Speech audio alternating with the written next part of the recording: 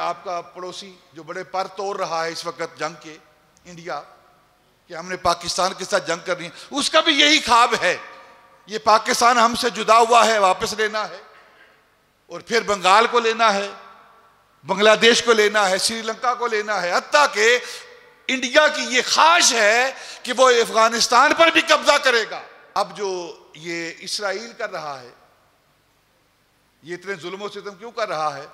गजा को ख़त्म किया है, फ़लस्तीन को ख़त्म किया है, और ग्रेटर इसराइल का वो ख्वाब देख रहा है। लेकिन इन दोनों की ख्वाहिशें पूरी नहीं होंगी, बल्कि अपने वजूद को ख़त्म कर देंगे।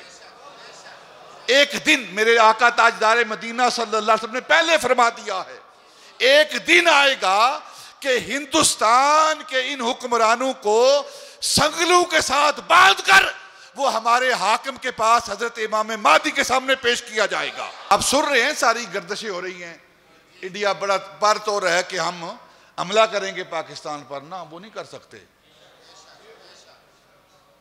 जब तक मुसलमान के सीने के अंदर नबी पाक की मोहब्बत मौजूद है, तो फिर मुसलमान मौत को शहादत समझता है, मौत को शहादत समझता है, मौत को शहादत समझता है। ये तो आगे बढ़कर मौत को गले लगाता है। और काफिर है जिसके सीने में नबी पाक नहीं है, नबी पाक की मोहब्बत नहीं है, वो मौत से डरता है। मोमिन तो मौत से नहीं डरता।